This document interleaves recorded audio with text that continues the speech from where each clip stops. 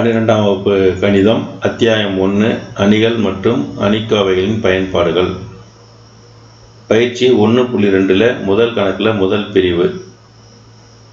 ஒரு அணி கொடுத்துருக்காங்க. அந்த அணிக்கு சிற்றணிக்கோவை பயன்படுத்தி அணித்தரம் காண்கன்னு கேட்டிருக்கிறாங்க. ஸோ இப்போ நம்ம ஃபஸ்ட்டு என்ன பண்ணோன்னா, அந்த சிற்றணிக்கோவை பயன்படுத்தி அணித்தரம் கண்டுபிடிக்கணும் அப்படின்னா அதை நம்ம ஒரு பேர் கொடுத்து ஏ என்ற அணியாக பேர் கொடுத்துக்கலாம். ஸோ இந்த அணி என்ன, 2 -4 -1 2 அணி கொடுத்துருக்காங்க.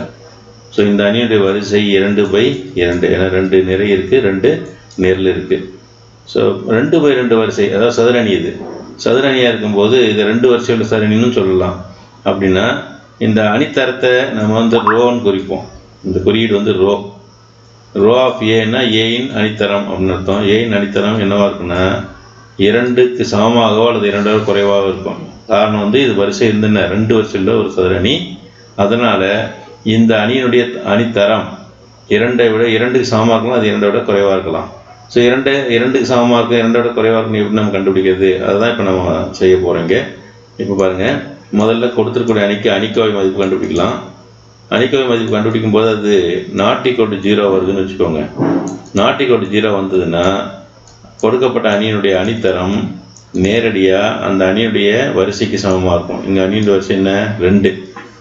சரியா? சதுரணியாக இருக்கும்போது தான் இது. செவ்வகணிக்கு வேறு ரூல். சதுரணியாக இருக்கும்போது அணித்தரம் என்ன இருக்குங்க, 2ஆக இருக்கும். ஒருவேளை அணிக்கோவை மதிப்பு கண்டுபிடிக்கிறீங்க, அது ≠ 0 0 வருது அப்படின்னா அணித்தரம் என்னவாக இருக்கணும், 2ஆக இருக்காது, 2 விட குறைவாக இருக்கும். 2 விட குறைவாக இருக்குன்னா 1 தான் அடுத்தது. சரியா? 1 தான் இருக்க முடியும். ஸோ அப்போது அது பார்க்கலாம். இப்போ நம்ம 2 வருதா இல்லை 2 குறைவாக வருதா தான் இப்போ நம்ம கண்டுபிடிக்கலாம். அதுக்கு என்ன பண்ணணும், முதல்ல கொடுக்கப்பட்ட அணியுடைய அணிக்கோவை மதிப்பு கண்டுபிடிக்கலாம். ஸோ அணிக்கோவை 2 -4 -1 +2. இந்த மாதிரி நம்ம ஒரு அணியை அணிக்கோவை இந்த மாதிரி செங்குத்து கோட்டுக்குள்ளே எழுதுனா அதுக்கு அணிக்கோவின் பேர். இந்த இடத்துல இதுக்கு பேர் சிற்றணிக்கோவின் பேர்.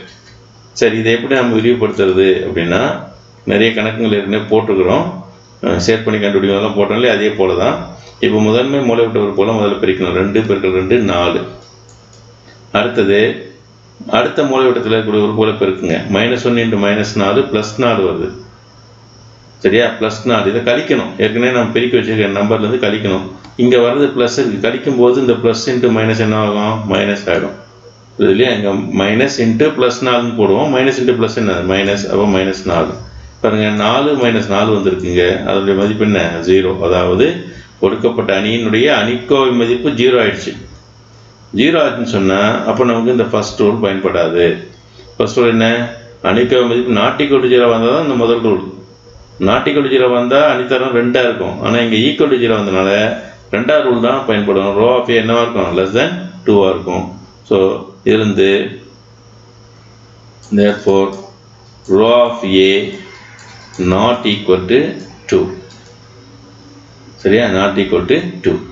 சரி, அப்படின்னா 2 இல்லைன்னு சொன்னால் என்ன இருக்கும், அடுத்தது 2 குறைவாக இருக்கணும்.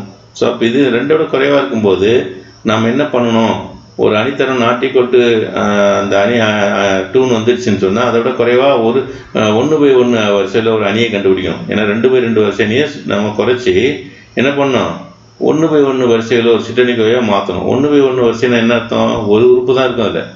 அப்போ அது எப்படி கிடைக்கும், அந்த உபாணி எப்படி கிடைக்கும் அப்படின்னா, அந்த உபாணி என்பது என்னென்னா ஒரு அணியினுடைய சில நிறைகளையும் நிரல்களையும் நீக்கினால் கிடைக்கப்பெறுவது. இப்போ இந்த இடத்த பொறுத்த வரைக்கும் 2/2 வரிசைன்றனால ஒரு நிறை நீக்கிறோம், ஒரு நிரல் நீக்கிறோம் அப்படின்னா நமக்கு ஒரு உறுப்பு தான் மீதி இருக்கும். ஸோ அந்த ஒரு உறுப்பு அணிக்கோவையாக சொல்ல முடியுமா, அணியாக சொல்ல முடியும்னா சொல்ல முடியும். ஏன்னா ஒரே ஒரு உறுப்பு இருக்கக்கூடிய அணிக்கு என்ன பேர், 1/1 அணின்னு சொல்லுவோம். நம்ம வரிசை 1/1 வரிசையுடைய ஒரு அணின்னு சொல்லுவோம். சரியா? அப்போது இப்போ நாம் ஒரு உதாரணத்துக்கு என்ன பண்ணலான்னா, இங்கே பாருங்கள். இப்போ என்ன பண்ணுறோம், இந்த முதல் நிரல் நீக்கிடலாம். முதல் நிரலையும் 2வது நிறையும் நீக்கினா நமக்கு மீதி எது இருக்கும், -4 இருக்கும். இப்போ இதை நம்ம எடுத்துக்கலாம். ஸோ இப்போ என்ன பண்ணுறோன்னா, -4 அதனுடைய வரிசை என்ன, 1/1 என்ற உபாணியை கருதுக.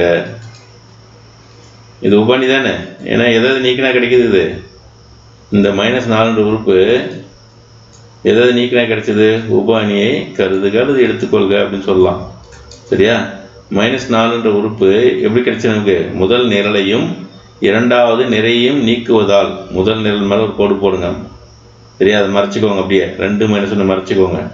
-1 2 மேலே மறைச்சிக்கோங்க. மீதி இது மட்டும்தான் தெரியும் நமக்கு, -4 மட்டும்தான் தெரியும். அதுதான் உபஅணி, சரியா? அப்போது இந்த உபஅணியுடைய வரிசை 1/1, சரியா? இதுக்கு அணிக்கோவை மதிப்பு என்ன? -4னுடைய அணிக்கோவை ஈக்குவல் டு -4 தான். மறந்துடாதீங்க, நல்லா ஞாபகம் வச்சுக்கோங்க. இங்கே நம்ம போட்டுக்கிற செங்குத்து கோடு அணிக்கோவையை குறிக்குது.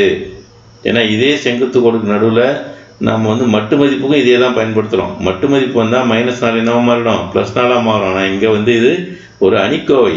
அணிக்கோவையில் என்ன உள்ள நம்பர் இருக்கோ, அந்த நம்பர் என்ன குறியோடு இருக்கோ, ப்ளஸ் குறியா மைனஸ் குறியா என்ன இருக்கோ அதோட தான் அதே மதிப்பு தான் வரும்.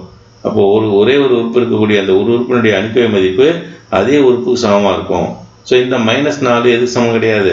0வுக்கு சமம் கிடையாது. என்னது 0 தானே? அதனால் ≠0 வர்றதுனால இப்போ இந்த வரிசை என்ன சொன்னோம்? 1/1 வரிசை, அதாவது ஒரு வரிசை உள்ளது. அப்படின்னா இந்த அணிக்கு என்ன தரமாக இருக்கும்? தரம் வந்து 1 இருக்கும். ஏன்னா வரிசை தான் தரம் இல்லையா? ≠0 வந்தால் அணியுடைய வரிசை என்னவோ அதுதான் தரம். இங்கே வந்து =0 வந்ததுன்னா நம்ம 2 போடல, ஏன்னா 2/2 மேட்ரிக்ஸ் 2 தான் வந்திருக்கும் ≠0 வந்தால். இங்கே ≠0 1/1க்கு ≠0 வந்துருக்குது. அதனால் தரம் என்னவாக இருக்கும்? 1 இருக்கும். இதுக்கு மேலே நம்ம கொண்டு போக வேண்டியது அவ்வளோதான். இந்த கணக்கான தரம் வந்து எவ்வளோ? 1ன்றதை நம்ம முடிவு பண்ணியிருக்கிறோம்.